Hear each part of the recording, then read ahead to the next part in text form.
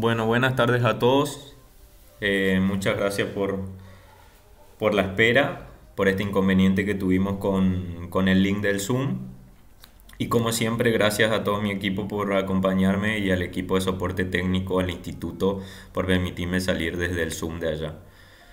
La clase que vamos a ver hoy de nuestro curso, continuando con lo que veníamos viendo, son cardiopatías congénitas. Vamos a abordar hoy las acianóticas por un tema de tiempo y para poder sacarle mejor provecho a esta clase.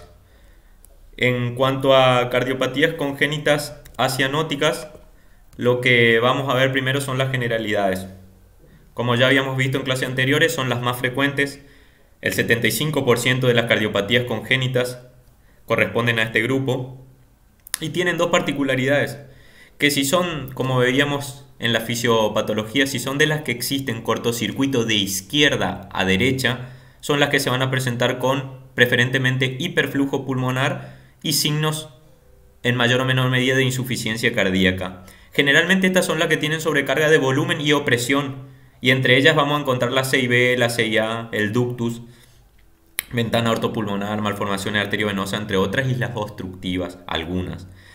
Y después tenemos el otro grupo de las acianóticas que no tienen cortocircuito de izquierda a derecha y son las que se presentan generalmente con normoflujo pulmonar, que son las obstructivas del tracto de salida izquierdo o del tracto de salida derecho, leve a moderada, pero siempre son sin una cardiopatía asociada como la CIB. No tienen shunt. Las anomalías coronarias, diferentes grados de estenosis, insuficiencia mitral, estenosis pulmonar, estenosis aórtica o coartación leve a moderada. Todas estas generalmente, la mayoría, van hacia una reparación biventricular y tienen esta particularidad de que cuando vemos de acuerdo a su severidad, que decíamos aquellas severas o moderadas que requerían la derivación urgentes, en este grupo requieren una derivación, generalmente me permite una derivación diferida, programada, salvo que tenga alguna complicación asociada que sea lo que le lleva a la internación y a pedir una derivación y ya una evaluación en esa misma interconsulta, los pacientes descompensados, con neumonía, hipertensión sintomática resistente refractaria, alguna infección o sospecha de endocarditis. Cuando hablamos de cardiopatía congénita van a ver que hablamos siempre de frecuencia. Dijimos que la cardiopatía congénita afectan a los recién nacidos vivos entre 0,8 a 1,2%. Y si vamos al grupo específico de cardiopatía congénita, se divide entre, por lejos, la más frecuente, la comunicación interventricular, un 25 o un 30% generalmente de todas las cardiopatías, ya sea de forma aislada o acompañando a un síndrome de cardiopatías. La comunicación interauricular, segundo, un 10%, y el ductus, un 10%. Como ven, en amarillo son las acianóticas y en blanco son las que tienen cianosis. Luego viene la tetralogía de Fallot, la estenosis pulmonar un 6%, la coartación un 6%, luego la segunda cianótica más frecuente, la transposición de los grandes vasos, y después la estenosis aórtica y el canal auriculoventricular. Lo que yo hice en esta clase es marcarle con las estrellas las que vamos a abordar ahora por frecuencia y porque también me interesa mostrarle un poco de la clínica y cómo podemos afrontarlas, que son la CIB, la CIA del ductus, la coartación de aorta y el canal auriculoventricular. Cuando hablamos de cardiopatías congénitas acianóticas con o sin cortocircuito, dijimos que podemos ir, aparte de la clínica de no tener cianosis, podemos tener la placa y la radiografía. Y en la radiografía, de acuerdo a si tiene o no tiene hiperflujo pulmonar, podemos ya diferenciar dos grupos grandes de cardiopatías. La que tienen hiperflujo pulmonar con un cortocircuito de izquierda a derecha, y entre ellos se van a presentar la comunicación interauricular, la comunicación interventricular, el ductus, la ventana, el canal AB. Y si son las que tienen normoflujo pulmonar en la placa, una placa sin cardiomegalia y con normoflujo pulmonar, las obstructivas, izquierda o derecha, generalmente leve a moderada, no tanto las críticas, porque esas entran en otro grupo, que son la estenosis pulmonar, básicamente la estenosis aórtica y la coartación. Si a eso le anexamos el electrocardiograma, dijimos que podíamos también evaluar si hacia dónde estaba el eje cuando veíamos la parte de electro o qué cavidad o qué cavidades estaban sobrecargadas. Aparte de la clínica de no tener cianosis, de tener mayor o menor medida flujo o hiperflujo, ver el electrocardiograma. Y la que tienen flujo pulmonar normal o disminuido, dijimos que si en ese grupo veíamos que en un electrocardiograma predominaba francamente el ventrículo derecho, podíamos ubicarnos que probablemente estemos frente a una estenosis pulmonar, como afinando un poco más ya el diagnóstico. En cambio, si en ese mismo paciente con flujo pulmonar disminuido el electro predominaba izquierdo, una hipertrofia de ventrículo izquierdo o sobrecarga de ventrículo izquierdo, probablemente estemos en algún cierto grado de alguna estenosis aórtica dependiendo de la clínica o de alguna coartación si le sumamos algunas otras clínicas como vamos a ver ahora. Y todo lo contrario, las cardiopatías que tenían shunt de izquierda a derecha con un flujo pulmonar aumentado, si sobrecargaba las cavidades derechas como ya vamos a ver, podemos pensar que puede ser una CIA. Y si sobrecarga la cavidad izquierda o mixta, biventricular como le llamamos nosotros, o aurícula izquierda y ventrículo izquierdo en el electrocardiograma, probablemente, de acuerdo a la clínica, podríamos sospechar de una comunicación interventricular ductus o un canal auriculoventricular. A fisiopatología, a modo de ejemplo, nomás les dejo este cuadro que está muy lindo, muy prolijo. Y nosotros vamos a hablar básicamente hoy de las cardiopatías congénitas asianóticas con cortocircuito de izquierda a derecha que me lleven a distintos grados de hiperflujo y con distintas severidades, si tiene insuficiencia cardíaca desde asintomático hasta insuficiencia cardíaca moderada o severa. Entre ellos vamos a hablar de la comunicación interventricular, el ductus, la CIA, el canal auriculoventricular, y yo le puse la coartación de aorta como la obstructiva izquierda, que es la que voy a tocar hoy. Fisiopatológicamente nosotros podemos clasificarlas a ellas entre si tiene flujo pulmonar aumentado, disminuido, si tiene obstructiva izquierda o derecha o si tiene mezcla. Nosotros vamos a enfocarnos en las que tienen flujo pulmonar aumentado asianóticas. Y de las obstructivas vamos a tocar la coartación porque me interesa mucho más que nada que se lleven de esta clase la parte clínica de cómo sospechar o cómo ir a buscar la coartación, porque para ese paciente puede ser importante detectarla precozmente. Y desde la parte de electrocardiograma, fíjese, este cuadro está muy bueno, muy prolijo, muy concreto en cuanto a qué cavidades están sobrecargadas para poder sumarle a mi placa y a la clínica que tiene mi paciente, que era lo que yo le decía. Fíjense, si vamos a que mi paciente no tiene cianosis, que se lo ve bien y que en la radiografía tiene un poco de hiperflujo o no, con leve cardiomegalia y que encima la cardiomegalia es expensa de cavidades derechas, fíjense que si mi electro tiene sobrecarga de aurícula y ventrículo derecho, más probablemente correspondiente a una CIA. En cambio, si es un canal auriculoventricular, que ya vamos a ver va a tener otra clínica igual que la CIB, generalmente tiene sobrecarga de ambos ventrículos, porque tiene sobrecarga de presión biventricular, dilatación de ambos ventrículos. Y si lo que estoy sospechando en un ductus, probablemente cuando vaya a mi electro, probablemente tenga que ver más que nada sobrecarga de cavidades izquierdas, aurícula y ventrículo izquierdo.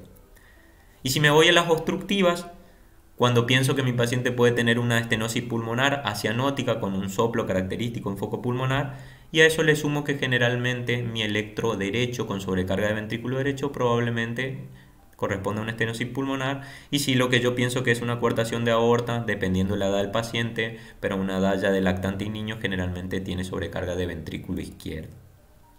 Entrando en nuestra clase de hoy, las cardiopatías congénitas asianóticas con cortocircuito o shunt del lado izquierdo al lado derecho, que me genera hiperflujo y generalmente se presentan con distintos grados de insuficiencia cardíaca, son patologías que justamente se va a originar por ese cortocircuito sanguíneo, ya sea a nivel auricular, la CIA, o distintos grados de anomalías del retorno venoso, la CIB a nivel ventricular, o el canal aurículo-ventricular que comprometía la CIA y la CIB, o a nivel aortopulmonar, que es el ductus propiamente dicho. Y así podemos hablar de dos tipos de shunt, un shunt de alta presión y un shunt de baja presión. Y cuando hablamos de shunt de alta presión, generalmente nos referimos a esa cardiopatía, CIB, ducto y canal, y cuando hablamos de shunt de baja presión y que manejan más volumen, son la CIA y anomalía parcial del retorno venoso pulmonar. Cuando hablamos de alta presión, generalmente se dan entre dos cavidades que manejan propiamente dicha mucha presión, como ser el ventrículo izquierdo y el ventrículo derecho, que tiene más complacencia, o la aorta, que tiene una presión mayor que la arteria pulmonar cuando ya bajan las resistencias vasculares pulmonares. En estas cardiopatías, la magnitud del cortocircuito va a estar vinculada no solo al tamaño del defecto en sí, sino también a la resistencia vascular pulmonar. Y eso va a tener que ver con cada paciente y con la edad y la forma de la presentación. Por ejemplo, los prematuros que tienen la arteria pulmonar con escasa pared todavía y amplia luz favorecen más que nada el hiperflujo y sobrecarga de cavidades izquierdas. Hay un aumento de la permeabilidad capilar, edema intersticial. Los recién nacidos de término generalmente van a empezar a presentar clínica cuando de 1 a 3 meses, cuando empiecen a caer las resistencias vasculares pulmonares, por lo que veníamos hablando en el tema de cuando hacíamos la transición y la fisiología. Salvo que la patología sea severa o que estén asociados a otra cardiopatía. Y a eso tiene que ver con los shunt de alta presión. Son cavidades que manejan presiones elevadas y que la diferencia de presión hace que el shunt sea importante. Por otro tenemos los shunt de baja presión pero con mayor sobrecarga de volumen, que generalmente no se van a presentar en la etapa no natal. Después de los 6 meses van a empezar a tener algo de clínica si es que la tiene y una magnitud importante de volumen. Y ahí me puede empezar a presentar algún tipo de repercusión hemodinámica, o si no van a ser más leves, más sutiles, asintomáticos. No son frecuentes encontrar un neonato sano, pueden tener shunt de izquierda a derecha. Generalmente a esto vos le mirás de neo, o los que hacen neo le examinan, no le encuentran nada. En sus primeros controles hasta los 6 meses pueden no encontrar nada, o un soplo que no le llama la atención. Y clínicamente los pacientes también crecen bien, buen aumento de peso, como un control normal.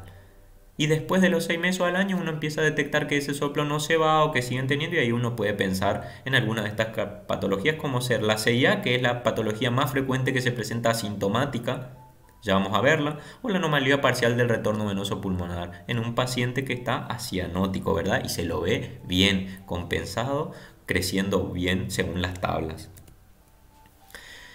Y para eso tenemos que hablar un poco del hiperflujo, que es más que nada recordar lo que veníamos diciendo, el aumento del flujo pulmonar que generaba sobrecarga de volumen derecha-izquierda y que la clínica iba a ser de insuficiencia cardíaca, que podía ser un hiperflujo activo, me iba a dar cardiomegalia y predominio basal hacia la periferia, o un hiperflujo pasivo retrógrado, que no es el tema que vamos a abordar ahora. En cuanto al hiperflujo y en las cardiopatías congénitas, dijimos que podían presentarse con hipertensión pulmonar o sin hipertensión pulmonar, y con hiperreactividad vascular pulmonar o no. Para eso le dejo la diapositiva para solamente ver que cuando nosotros hablamos de un cortocircuito de izquierda a derecha y del flujo pulmonar y el flujo sistémico, valores hemodinámicos que nos hacen nosotros sospechar de si estamos en presencia de una cardiopatía con hiperflujo y con hipertensión pulmonar o no. Y en síntesis, todas estas cardiopatías van a desembocar en cierto grado por el hiperflujo pulmonar en signos y síntomas de insuficiencia cardíaca en mayor o menor medida, algunos más tempranos, de neonato, los primeros 3 meses, y otros más tardíos, si le dejamos su evolución natural, ¿verdad? Y dependiendo de no solo de la edad, sino también del tamaño del defecto y de las caídas de las resistencias vasculares pulmonares. La insuficiencia cardíaca, la incapacidad para meter el gasto cardíaco acorde a las demandas metabólicas, aumento del tono simpático, catecolamina y el sistema renina-angiotensina-aldosterona son los que se activan para tratar de compensar. Generalmente estos pacientes, cuando se presentan con insuficiencia cardíaca, están en un estado hiperdinámico. Esos pacientes que tienen sudoración profusa o que se alimentan entrecortado, que transpiran mucho, que sudan mucho a la noche, que mojan la cabeza, hay que cambiarle muchas remeras, que aparte tienen disnea, taquicardia, taquipnea, dificultad respiratoria, con o sin hipotensión, y que después con el tiempo, ya cuando se vuelve severo, hasta puede afectar también un gasto cardíaco anterógrado, oligúrico, retención de volumen, insuficiencia cardíaca, ¿verdad?, descompensada. En la insuficiencia cardíaca puede haber sobrecarga de volumen, como ya vamos a ver, sobrecarga de presión de las cavidades o disfunción miocárdica propiamente dicha. Y para eso tenemos que ver los signos y síntomas, pero básicamente son comunes a todos. Los pacientes que están un poco hiperdinámicos, taquicárdicos, taquipnéicos, con dificultad para alimentarse, que no me progresa de peso, que transpira mucho, y muchos signos y síntomas asociados o concomitantes con neumopatías, infecciones respiratorias a repetición, siempre sobrecargado, con muchos rales y que no termina de curarse de una infección respiratoria que vuelve a internar. Algunos de ellos requieren internaciones prolongadas, otros requieren oxígeno también para mantener una saturación, porque muchas veces no nos olvidemos que conviven tanto la patología respiratoria como la patología cardíaca. Y hasta que no resolvamos una, la otra nunca termina de resolver del todo. Y ahí es la importancia de detectarla precozmente. Y solo para que recuerden y les quede, el score de Ross, o la tabla que utilizamos nosotros para darle puntajes, para ver si estamos enfrente a una insuficiencia cardíaca compensada leve, moderada o severa, y para guiar nuestros tratamientos. Y lo que vemos más que nada es la alimentación, cómo se alimenta, el tiempo, la frecuencia cardíaca, respiratoria, el patrón que utiliza, tiene o no órganos megalia, y la perfusión. Y ya entrando con nuestra cardiopatía congénita más frecuente cianótica, la CIB. Por lejos, 20 a 30% de las cardiopatías. Generalmente en la etapa neonatal, a menos que sea un defecto grande, no presenta insuficiencia cardíaca porque todavía la resistencia vascular pulmonar es tan elevada y no permiten un gran shunt. Son más frecuentes que se presentan a partir del tercer mes con clínica, ¿verdad? Y si ya de entrada de neo tiene una cardiopatía y es una CIB y ya presenta clínica, tengo que sospechar de que probablemente o sea una CIB grande, o sea una CIB múltiple, o esté acompañada de alguna otra patología que hace que ya tenga clínica de neonato. La cardiopatía frecuente es más frecuente como defecto aislado o acompañado a otras cardiopatías asociadas. En el adulto un 10%, la CIA es la más frecuente en el adulto. Y esto también muchas veces puede verse porque muchas de estas cardiopatías, dependiendo de su ubicación, se cierran espontáneamente o otros quirúrgicamente, ¿verdad? Cuando íbamos a la clasificación y por qué se generaba este defecto, la comunicación interventricular, habíamos visto embriológicamente cómo se formaba el septum, que teníamos un septum basal posterior, que tenía que ver con los cojinetes endocárdicos, con las válvulas auriculoventriculares, un septum basal anterior derivado del tronco cono cuando veíamos embriología, y el septum o tabique interventricular primitivo que crecía desde la punta, ¿verdad? Entonces de esa forma dijimos que cuando confluían los tres septum se generaba una zona, una porción perimembranosa donde probablemente había mayor riesgo de que se generen estas comunicaciones interventriculares. Y es por eso que si vamos a la anatomía, fíjense que entre la CIB denominada las perimembranosas, que son en esa región donde confluyen el centro, corresponde al 70% de esta CIB. Después tenemos CIB musculares que pueden encontrarse a nivel de la punta apical o no, el 10% al 20%, infundibulares o del tracto de salidas la llamamos nosotros 5 a 7%, y la del tracto de entrada subvalvulares 5 a 7%. ¿Qué clínica tienen estos pacientes cuando tienen una comunicación interventricular? Si son pequeñas, asintomáticos. Asintomáticos desde el punto de vista clínico, se alimentan bien, todo. Ahora, cuando ya son moderadas o caen las resistencias vasculares periféricas y se produce este pasaje de flujo del circuito izquierdo al derecho, ese shunt de izquierda a derecha, me empieza a dar hiperflujo pulmonar, van a empezar los signos de insuficiencia cardíaca, que no me aumenta de peso, un tórax más hiperdinámico, dependiendo de si está o no está bien nuestro paciente, polimnéico, disnéico, ya diaforesis marcada, hay que cambiarle 2 o 3 veces la ropa, le transpira mucho la cabecita al dormir, respira agitado, te dice la mamá, le dificulta para alimentarse, o sea, estas madres o esta familia que tienen mucho tiempo, le ponen muchas ganas para alimentarle, pero tarda mucho en tomar la mamadera o prenderse al pecho. Y no es porque no tenga hambre, sino es porque le cuesta mucho respirar por la insuficiencia cardíaca que le genera el hiperflujo del shunt. También estos pacientes se presentan con infecciones pulmonares a repetición, muchas de ellas requieren internación y muchas de ellas están cianóticas y requieren oxígeno, IRAP con hipoxemia.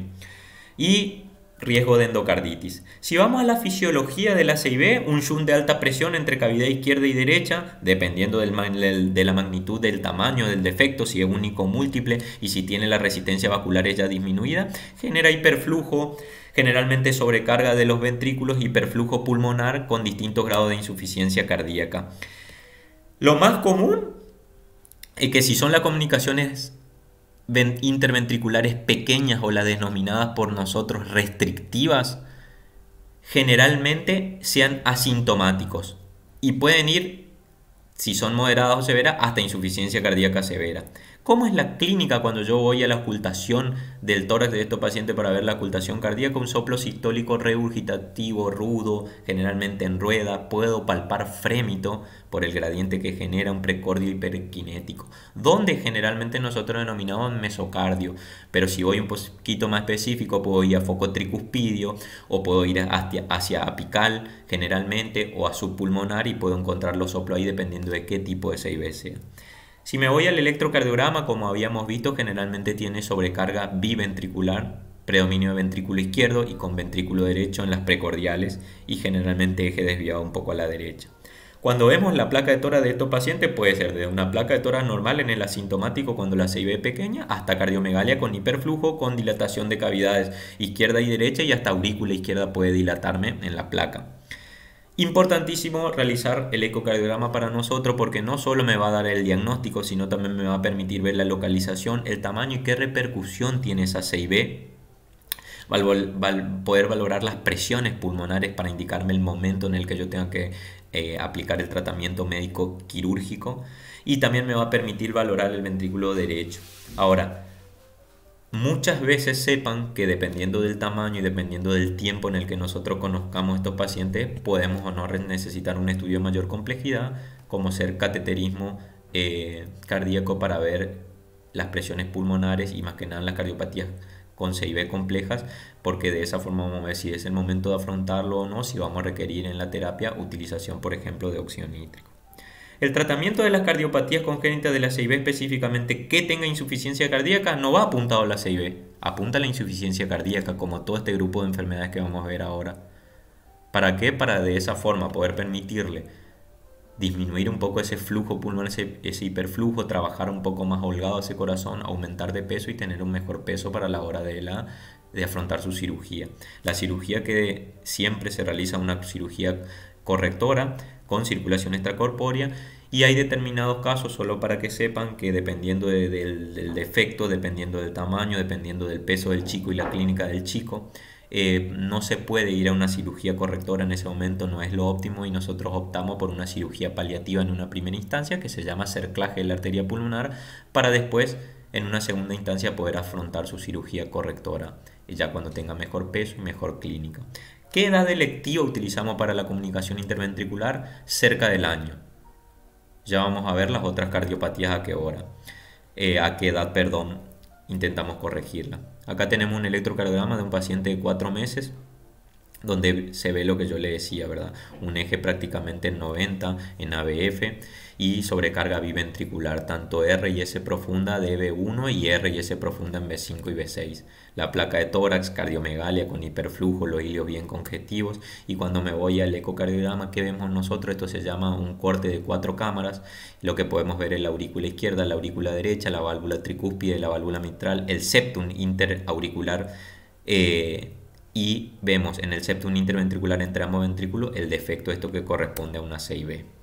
Ahora, ¿qué pasa si la comunicación interventricular progresa normalmente y me llega tarde el paciente o ya tiene signo de hipertensión pulmonar? Fíjese cómo cambia el electro. En D1 es derecho totalmente, en ABF biventricular, y queda más que nada acá en D3, en ABR, el eje ya desviado hacia la derecha, con franca R pura en B1, con S profunda en B5 y B6, que son signos muchas veces acompañados en la clínica ya de hipertensión pulmonar. ¿Cuál es la historia natural de la comunicación interventricular si la dejo a su libre evolución, sin tratamiento? ¿Pueden cerrar espontáneamente? Claro que sí, el 30 al 40% de las musculares o membranosas pequeñas pueden cerrar.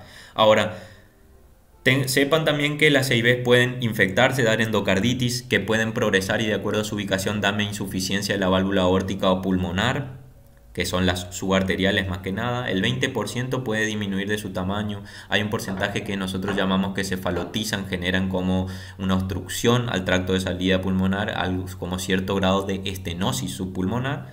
Y el resto puede evolucionar hacia la hipertensión pulmonar, que esas son las evoluciones de las CIB. O se cierran solas, o se infectan y dan endocarditis, o me dan insuficiencia valvulares, o cefalotizan, o me dan hipertensión pulmonar. Si vamos a la segunda en frecuencia, que es la comunicación interauricular, la que hablábamos hoy, 5 un 10% de todos los defectos cardíacos congénitos, más predominantemente en mujeres, 2-1, y es un cortocircuito que generalmente, como es un shunt de los denominados de baja presión, pero que maneja mucho volumen y se acomoda bien la aurícula derecha a ese volumen que le envía desde la izquierda, generalmente no presentan clínica de neonato ni en lactante menor. Entonces son de las asintomáticas más frecuentes, son de esas que la voy a empezar a ver o sospechar a partir de los 3-4 años, excepto que tenga un cuadro florido. Lactante y niño pequeño asintomático, rara vez me dan insuficiencia cardíaca, y si me dan insuficiencia cardíaca temprana, puedo sospechar que tiene algo asociado. El 30% se diagnostican mayores de 40 años, fíjense, la cardiopatía congénita más frecuente que se diagnostica en el adulto. ¿Y pueden desarrollar hipertensión pulmonar estos? Ya serle claro que sí. Si esto progresa en el tiempo, en tercera y cuarta década, puede ya llevarme a una hipertensión pulmonar o arritmias auriculares, más que nada, que son otras formas de las que se diagnostican o por las que consultan los adultos y terminan diagnosticándose una CIA había sido que tenía y nunca se la sospechó. Si vamos a la anatomía o a la fisiología, fíjense que anatómicamente la comunicación interauricular, como habíamos visto cómo se formaba el septum interauricular embriológicamente, podíamos tener la más frecuente, la ostium secundum. Luego, la ostium primum a nivel de las válvulas, que deriva del septum primum. Tipo seno venoso, estas son las asociadas a vena cava superior o vena cava inferior. Tipo seno coronario en la desembocadura del seno coronario. O aurícula única directamente que no tenga septum interauricular. Claramente va a ser diferente la clínica y en ese caso. Y fisiopatológicamente, ¿qué es lo que produce esa comunicación entre las dos aurículas? Que generalmente hay diferencia de presión claramente, o la aurícula izquierda tiene generalmente una presión de entre 3 a 5 y la aurícula derecha entre 0 a 2. Genera más que nada sobrecarga de volumen de las cavidades derechas, de la aurícula derecha, pero que se acomoda bien a este volumen del ventrículo derecho. Se va dilatando levemente y posteriormente me puede dar un flujo aumentado a nivel de la válvula pulmonar.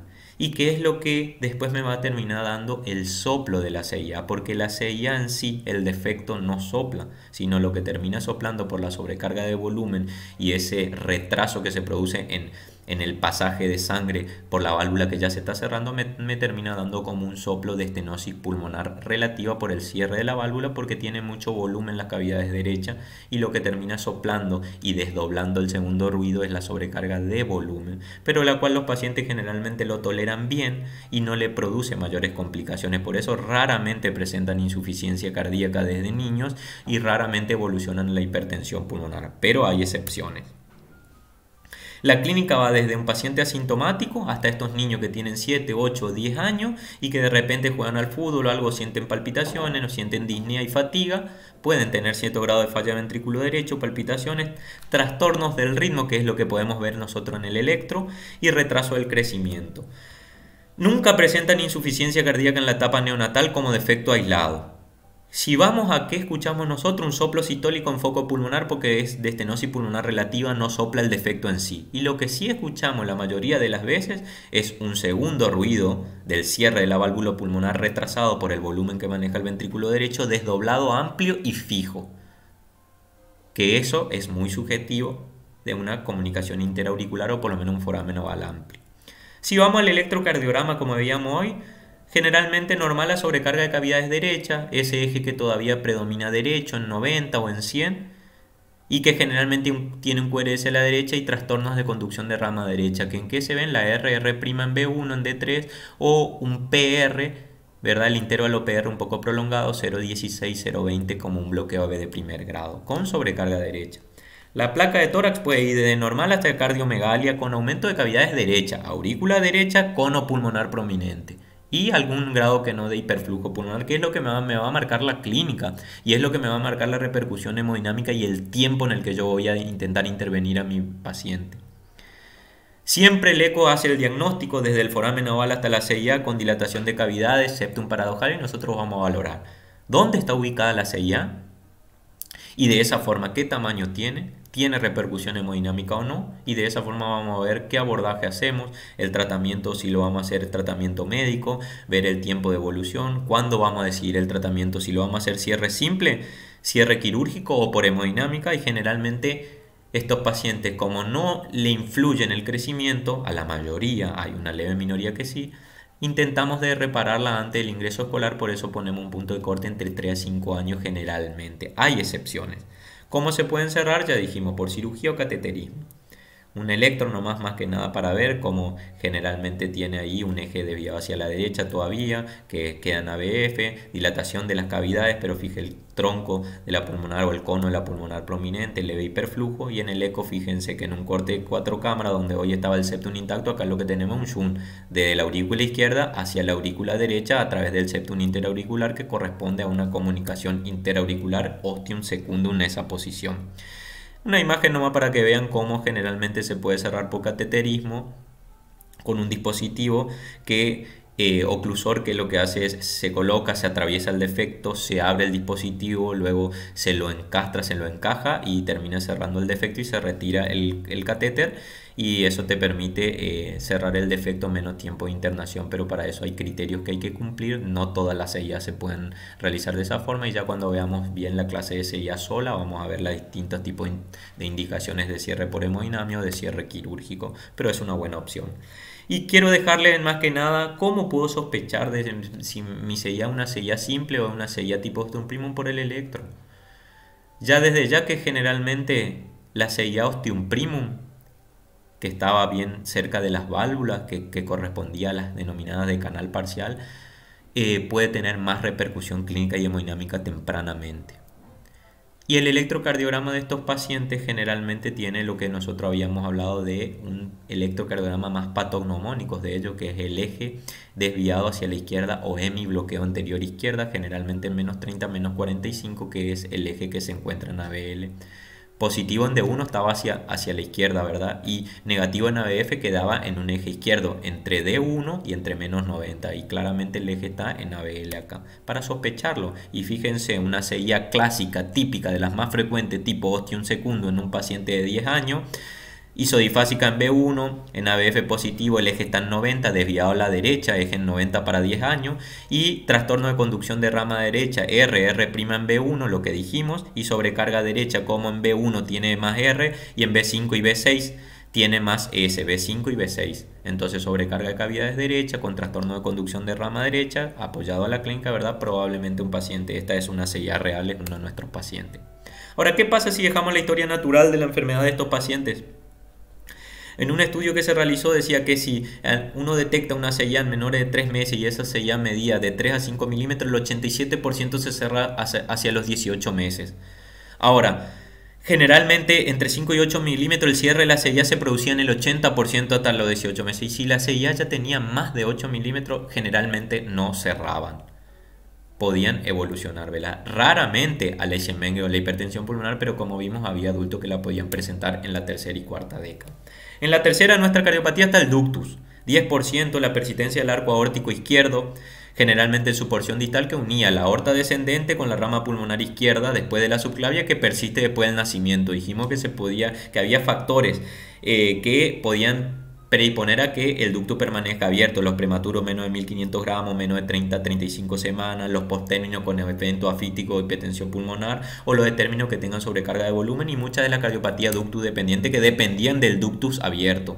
Y el cierre del ducto, ¿por qué se daba? Porque en el periodo postnatal el clampeo del cordón iniciaba la respiración, la caída de la resistencia vasculares pulmonares, el aumento de la presión arterial de oxígeno que generaba vasoconstricción, disminución de la prostaglandina, el aumento del flujo sanguíneo pulmonar 7 a 10 veces, con la presión pulmonar que iba disminuyendo y aumentaba la presión o la resistencia vascular sistémica, predisponía a la vasoconstricción de ese tejido ductal o ese músculo liso, ¿verdad? Isquemia, y que se cierre, generalmente entre el tercer al quinto día. Pero podíamos tener un comportamiento más amigo o enemigo de este ductus, porque ese shunt de izquierda a derecha de alta presión desde la arteria aorta a la arteria pulmonar, cuando caen las presiones pulmonares, me puede generar hiperflujo e inundar los pulmones, y no solo que me da insuficiencia cardíaca pulmonar, sino también, si es grande, gran repercusión a nivel de la aorta, porque me causa como un robo de flujo hacia la aorta distal en diástole, que me puede llegar a comprometer los órganos. Que ¿quiénes son los órganos generalmente más comprometidos? En los neonatos, los que hacen neo saben bien que cuando tienen un ductus con repercusión hemodinámica en un neonato, puede llegar a afectar el intestino, isquemia intestinal, enteritis, oliguria, insuficiencia renal. Por eso es que hay que tener mucho cuidado con el comportamiento del ductus, el tamaño y si me genera o no me genera repercusión hemodinámica. Fisiopatológicamente, estas son de las comunicaciones o de las cardiopatías que está dada a nivel de las arterias, ¿verdad? Entre la aorta, generalmente después de la subclavia izquierda, y el tronco de la pulmonar ya al nivel del nacimiento de la rama pulmonar izquierda. Lo que es un shunt de alta presión, cuando el retorno, la resistencia vascular sistémica aumenta, maneja presiones sistémicas y la resistencia vascular pulmonar disminuye, el shunt de izquierda a derecha a nivel del ductus, dilatación de la pulmonar, hiperflujo pulmonar, que me lleva no solo a síntomas respiratorios, neumonía a repetición o que no pueda salir del respirador, generalmente más requerimiento de oxígeno, sino también dilatación de las venas de la aurícula izquierda y del ventrículo izquierdo. Por eso es que decíamos que esta tenía sobrecarga de volumen y de presión y más que nada afectaba al corazón izquierdo. ¿Por qué? Porque el retorno venoso pulmonar viene con velocidades elevadas y lo que me da es dilatación de cavidad izquierda, aurícula izquierda y ventrículo izquierdo. Y por otro lado, el robo diastólico que me genera en la aorta, que me puede comprometer los órganos distales, intestino, riñón. En los recién nacidos, de término provoca hiperflujo pulmonar con consecuente sobrecarga de volumen y de presión del corazón izquierdo. Signos de insuficiencia cardíaca, como ya los habíamos visto.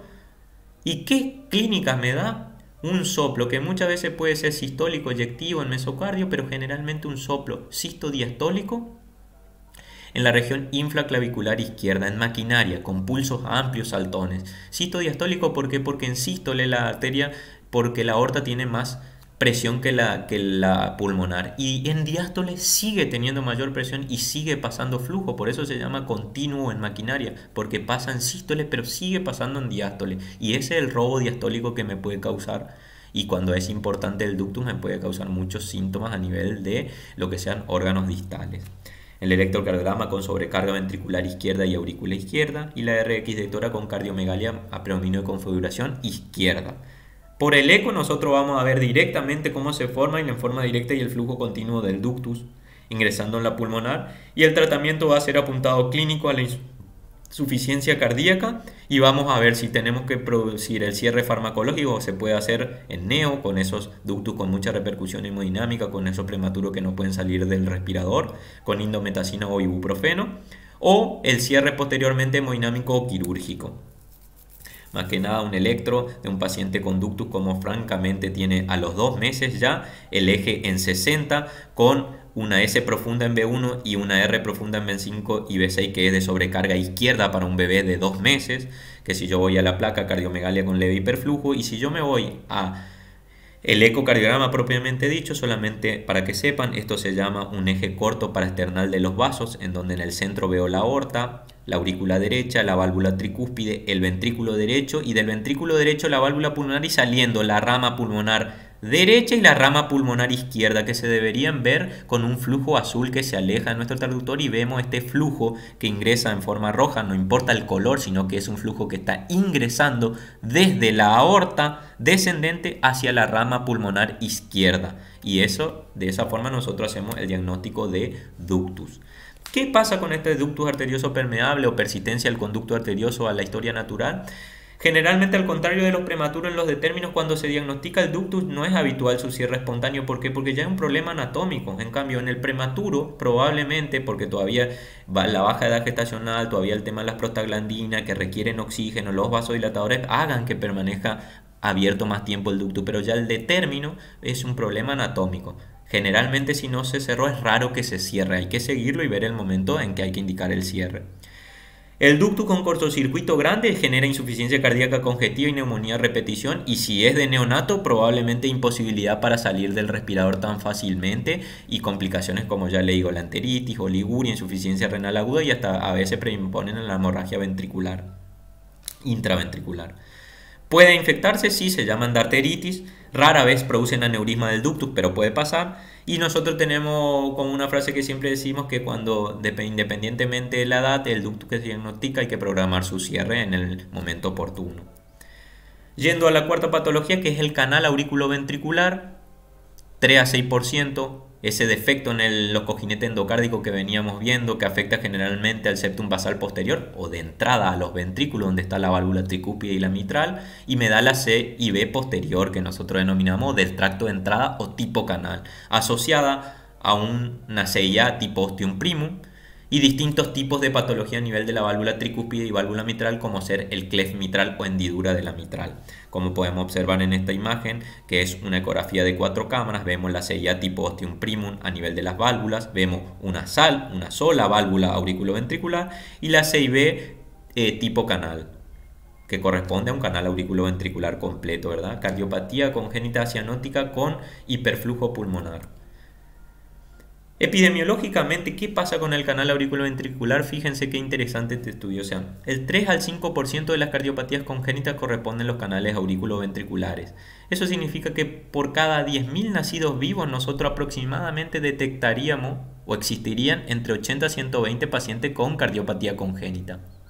Y de ese grupo de pacientes, probablemente 2 a 3 tengan, según la epidemiología, diagnóstico de canal auriculoventricular. Ahora, de 10.000 nacidos van a existir probablemente entre 9 a 10 pacientes con trisomía 21.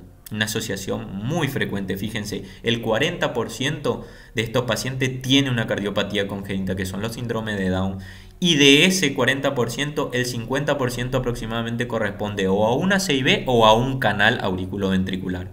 Ahora, si yo me voy solamente a los canales diagnosticados, el 70% de los pacientes que tengan canal auriculoventricular son síndrome de Down y solo hay un 30% que son canal auriculoventricular en pacientes no Down o sin trisomía 21. Interesante, ¿verdad? Tenerlo en cuenta desde los dos puntos de vista, tanto de síndrome genético para mandarlo a evaluación cardiovascular o si de cuando uno lo detectó porque termina no cerrándole, no, mira, fenotípicamente nunca me impresionó y hay una asociación muy fuerte. Los defectos cardíacos por las amarillas endocárdicas, dijimos una CIA tipo ostium primo, cerca de la válvula B, una CIB del tracto de entrada, el cleft mitral y diferentes tipos de canal auriculoventricular. Nosotros van a ver muchas veces que los clasificamos, lo más frecuente es que sea completo, puede ser parcial, y de los completos nosotros lo clasificamos en tipo A, tipo B o tipo C de acuerdo a la válvula donde se inserte. Importante para nosotros y para nuestro cirujano.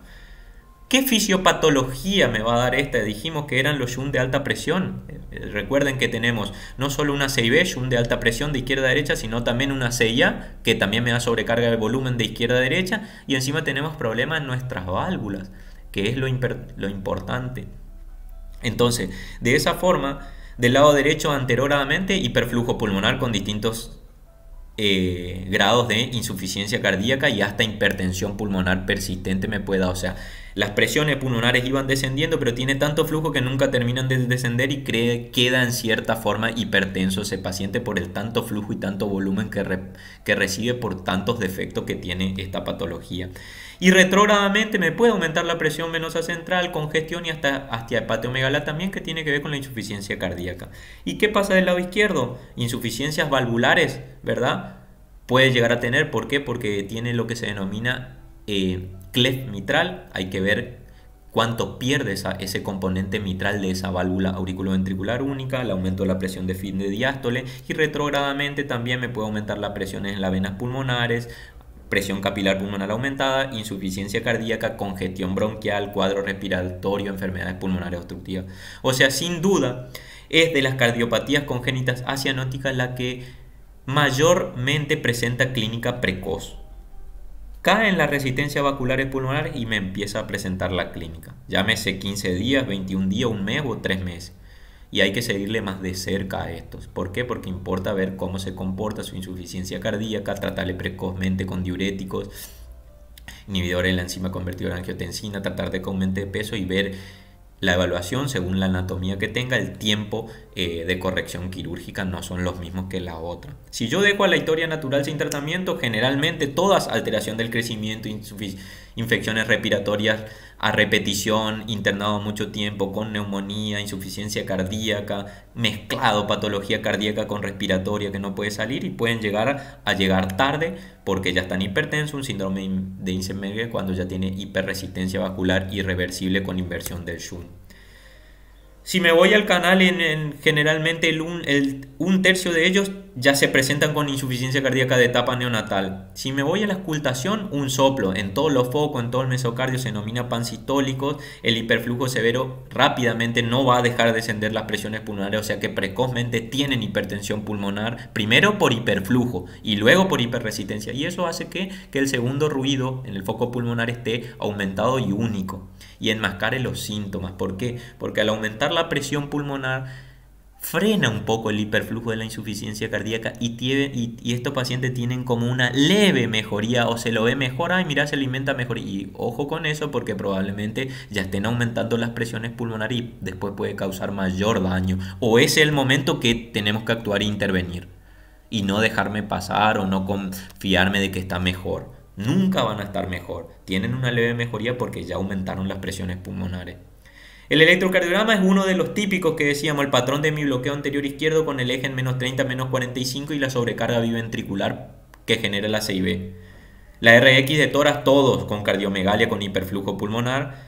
Y el eco para nosotros es importantísimo porque no solo nos permite hacer el diagnóstico, ver la anatomía, cómo es la CIA, la CIB posterior, cómo están esas válvulas. Es una válvula B única, cómo está el componente tricuspidio y mitral y el balanceo de las cavidades. ¿Por qué? Porque es lo que nos va a permitir a nosotros, con nuestro equipo quirúrgico, afrontarlo de la mejor manera y a ellos, más que nada a nuestros cirujanos, poder ver cómo pueden ayudar a formar esas válvulas mitral y esa válvula tricuspide y que queden lo más competente posible y cerrar el defecto interauricular e interventricular. Una cirugía compleja. Muchos de ellos requieren cateterismo si ya están pasados en el tiempo porque no sabemos cómo están las presiones pulmonares. Y el tratamiento generalmente apunta rápidamente a la insuficiencia cardíaca. Si podemos, con un buen peso, intentamos en menores de 6 meses, fíjense el tiempo, entre los 4 y los 6 meses, tratamos de llevarla a la cirugía reparadora precozmente, pero si no se puede porque son pacientes que están de muy bajo peso, que no se alimentan bien o que tienen algún tipo de defecto anatómico de las que nosotros denominamos que no son buenos candidatos, porque no tiene buena anatomía o que tiene desbalanceo de las cavidades porque unas son mayores que las otras, lo que hacemos en primera etapa es cerclar la arteria pulmonar o banding de la arteria pulmonar en una cirugía paliativa para darle mejores posibilidades, aumento de peso, a que crezca mejor y posteriormente, cuando esté en las condiciones óptimas, afrontar a su cirugía reparadora. Fíjense este electro de un paciente, generalmente más que nada lo que le quería mostrar es cómo el hemibloqueo anterior izquierdo, el eje en ABL en menos 30, menos 45, RX con franca cardiomegalia, dilatación de la cavidad, hiperflujo pulmonar, y si me voy a mi eco, lo que le mostraba hoy, la CIA de tipo ostium primum, la válvula B única y la CIB del tracto de entrada, generalmente de un canal auriculoventricular completo. El tratamiento médico apunta a la insuficiencia cardíaca, las comorbilidades si presentan y a prevenir o profilaxis de endocarditis. Y el tratamiento quirúrgico, tratar de cirugía reparadora entre los 4 a los 6 meses de edad. La cirugía paliativa, que se denomina el banding, hay que entender que generalmente es para los que tienen mala anatomía o no aumentan de peso, no es el mejor momento, pero tiene una tasa de mortalidad del 15%. Y la cirugía reparadora para los pacientes que tienen buena anatomía, y hay un grupo de pacientes que no son anatómicamente corregible a biventricular y van a tener el camino de los univentricular, que son los que se van a Glenn y después posteriormente a Fontan. Ahora, resumiendo todas estas cardiopatías de este grupo de las acianóticas con hiperflujo pulmonar, ¿cuándo corregimos generalmente nosotros? Y generalmente nos tomamos estos tiempos. Los ductus, siempre que uno pueda cerrarlo, lo cierra, y siempre que si se puede cerrar por hemodinamia o cateterismo, mejor. Más que nada neonato y de bajo peso. Ahora, hay que ver el peso, porque para cierre por cateterismo también tengo que ver el peso. Entonces muchas veces van a ver que en neo lo que intentamos es, más que nada, primero el cierre farmacológico, indometacina o más que nada ibuprofeno, y si no se puede, generalmente hacemos cirugía acá en nuestro centro. La CIA que tiene el QPQS o hiperflujo mayor a 1.51 y la resistencia vascular es normal, le tratamos de hemodinámicamente estables que vienen creciendo bien de la edad electiva, corregir entre los 3 a 5 años estos pacientes o antes del ingreso escolar. La CIB, dependiendo de si tiene insuficiencia cardíaca no controlada, ya mayor repercusión hemodinámica, mayor hiperflujo pulmonar, que falta de crecimiento, infecciones recurrentes, por eso siempre intentamos corregirla antes del año. Y el canal auriculoventricular, la edad electiva, por lo que le digo, la caída de las resistencias vasculares pulmonares, el hiperflujo y el riesgo de hipertensión pulmonar que tienen estos pacientes, tratamos de corregir entre los 4 o 6 meses como hacer una edad electiva. Y para terminar, le quiero hablar de una de las lesiones también acianóticas, pero sin hiperflujo, que me parece importante, que son de la obstructiva izquierda y que es la coartación de aorta. La coartación de aorta, que es el estrechamiento de la luz aórtica, generalmente luego de la subclavia, a veces donde está en justa ductal, puede ser pre o postductal, y generalmente predomina en varones sobre mujeres y más que nada también se asocia a síndrome como el síndrome de Turner. Muchos de ellos se asocian a ductus y a válvula aórtica bicúspide. Un soplo en la aorta genera la bicúspide. Y puede haber dilatación aneurismática de la arteria del polímono de Williams 10%. Ahora, si vamos a esta cardiopatía acianótica sin hiperflujo, que es la coartación o la estrechez de la luz a nivel de la aorta, ¿qué fisiopatología me da? Generalmente la obstrucción de sangre que produce eso disminuye la sangre distal, pero Precuartación, o sea, la subclavia y todo lo que sea los vasos supraórticos tiene hipertensión. Entonces me da hipertensión de los miembros superiores. No se transmite esa onda a los miembros inferiores, genera por eso circulación colateral para tratar de suplir esa obstrucción que se genera de acuerdo a qué severa es, ¿verdad? Y me genera distintos tipos de hipertensión arterial en miembros superiores y todos los síntomas provienen de eso. Y ese mecanismo neuromoral renal de varios receptores genera un círculo vicioso, la obstrucción de la sangre, hipertensión en miembros superiores, no presión en miembros inferiores y así sucesivamente la clínica. Pueden ser desde asintomáticos, pasar desapercibidos y se detectan en la edad adulta. Pueden presentar hipertensión arterial refractaria, hipoflujo en los miembros inferiores y esa hipertensión arterial en miembros superiores a nivel cefálico me puede dar cefalea, epictasis, frialdad de los miembros, claudicación intermitente de los miembros inferiores. ¿Por qué? Porque siempre recibieron menos flujo, entonces cuando yo le exijo claudica. O la diferencia de crecimiento de ese tórax y esos brazos grandes y las piernas chiquitas. Siempre ante un paciente con hipertensión persistente, no controlado, que siempre consulta por lo mismo, epictasis, cefalea, mareo, hay que descartar coartación. De esa forma nosotros tenemos que ver en el examen físico. La clave es la palpación. ¿La palpación de qué? De los pulsos diferenciales, pulso radial o humeral, miembro superior con pulso de miembro inferior. Y ver ese retraso comparado de un pulso con el otro, ¿verdad? O la hipertensión sistólica de miembro superior y la diferencian con la de miembro inferior, que es la de la diferencia de presión sistólica que nosotros decimos. O pulsos débil en la región femoral o en las regiones pedio. Si nosotros tenemos que los brazos tienen una presión sistólica y la pierna otra presión sistólica y hay una diferencia de sistólica y sistólica mayor a 15 o 20 milímetros de mercurio, estamos obligados a descartar coartación, más si ese paciente tiene hipertensión, más si tiene presiones elevadas en miembros superiores o te dice que claudica, epictasia o cefalea a repetición. Generalmente hay un signo característico más que nada en los niños mayores y que no se diagnosticaron desde chicos, que se llama el signo o las muescas de Rosler, que son por la circulación colateral. Puede tener soplo la coartación, claro que sí, generalmente anterior y posterior en el dorso también sopla. Y se ven estas imágenes o las muescas, que es por la circulación colateral que se originó para tratar de suplir esa obstrucción y genera la muesca en la región inferior de las costillas o muescas de Rosler se los llama. ¿Qué estudios complementarios? Si vamos al electro, sobrecarga de cavidades izquierda. ¿Por qué? Pues la obstrucción es a nivel de la salida del ventrículo izquierdo. Me da hipertrofia ventrículo izquierdo. En la placa, como ya le digo, los signos de Rosler o también el signo de 3, que tiene que ver con la muesca de la aorta y la dilatación post-estenosis. El eco es el diagnóstico, me va a dar gradiente a nivel de la aorta y también si ya está pasado, lo que hacemos muchas veces, o si ya está tocado, o si ya un paciente que ya fue corregido y vuelve a tener gradiente, ya vamos a otro estudio como la angiotomografía o la resonancia. ¿Qué pronóstico y qué tratamiento tienen? Fíjense lo importante de esto. Porque si yo no diagnostico, yo no lo pienso, o este chico o este adolescente creció bien y nunca se supo, después puede tener complicaciones graves, aneurisma disecante, rotura, infecciones, hemorragias cerebrales, endocarditis de la válvula si hay una válvula aórtica bicúspide, distintos grados de insuficiencia cardíaca por sobrecarga por hipertrofia del ventrículo izquierdo. A veces requieren cirugía reparadora de urgencia y lo que hacen es resección y anastomosis término-terminal con los riesgos que conlleva. Y en caso no urgente, dependiendo del gradiente y dependiendo de la edad del paciente y del peso del paciente, a veces se hace cateterismo y se puede poner un stent y una malla. La hipertensión residual generalmente quedan hipertensos, a veces se acomodan y otras veces no, quedan medicados y otros no, hay que controlar. Y muchas veces tenemos esta posibilidad de la angioplastia percutánea con o sin stent, disminuimos el riesgo de paraplegia y es útil cuando se reestenosan o aquellos pacientes que ya fueron operados y se puede después de un cierto tiempo colocar un stent.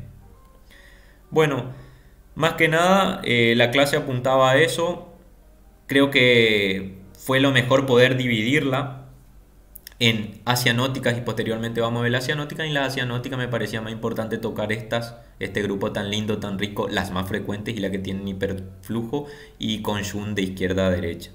Les agradezco mucho por su tiempo a todos. Si tienen alguna pregunta estoy para escucharla, si quieren consultarnos algo no hay drama. Y espero que les sirva esta clase, la voy a subir al canal esta junto con las demás clases. Para que puedan compartirlo con todos sus colegas y amigos que no pudieron escucharla. Muchas gracias por esperar y por siempre tanto respeto.